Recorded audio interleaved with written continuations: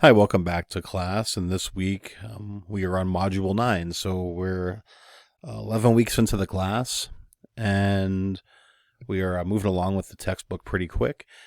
This week we're going to focus on child welfare policies, and that's going to be our focus. And so you're going to read Chapter 9 of the text, and there's going to be a short video that you're going to watch on the Indian Child Welfare Act, ICWA. And it's an act that illustrates the relationships that that American Indian tribes have with the U.S. government. This is actually a very interesting law to look at because there's a strong history leading up to it, where Native American children were the subject of abuse and were taken away from families. And there's a long history of that goes back for quite a while. And this act was designed to address that issue going forward. It's also a law that's really hard for some states to deal with. They generally find it to be difficult to work with their state laws and ICWA, and that's a problem they just have to figure out because the Indian tribes are legal entities. They do have rights to decide the fate of the children who are enrolled members of the tribe, and the state has to work within those guidelines. And really, it's one of those cases where the state has to learn how to do this, and it's an area that doesn't always work out so well in states that try to implement their laws.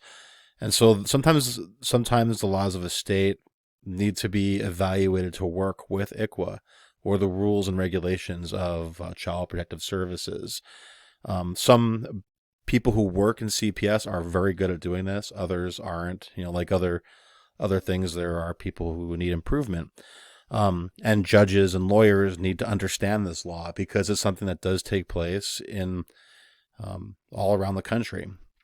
So it's a gap that needs to be addressed. And this video you're going to watch is designed by a law organization from NARF, and they designed this for students and for people who are going into law to have a basic understanding of the underpinnings of ICWA.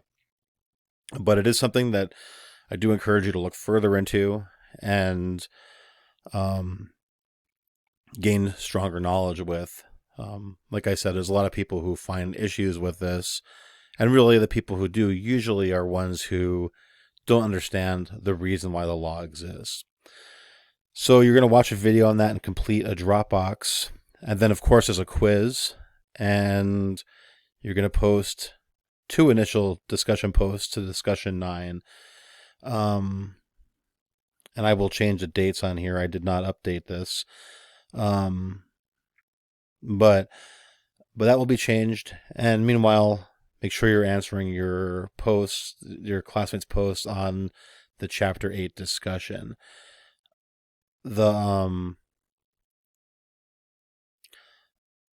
As you can guess, our class has went through some changes, so we're no longer going to have face-to-face presentations, because we can't.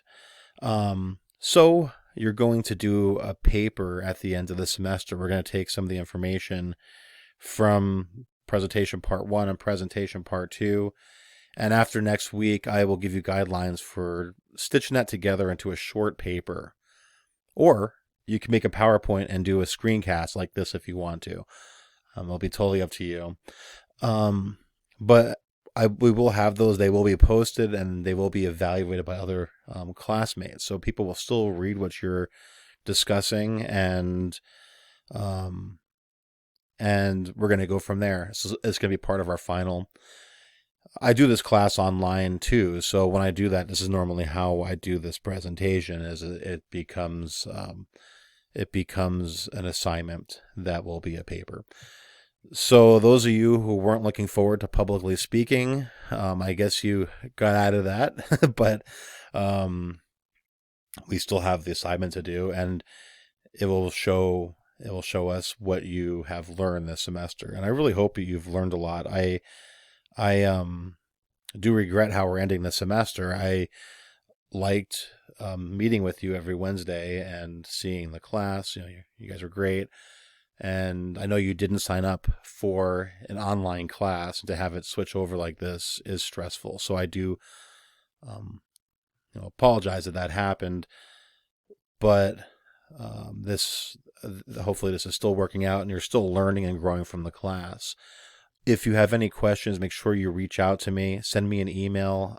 I will get back to you. As you could imagine, I do have a lot of work, and so I might not be super fast at getting back, but I will try to respond fast.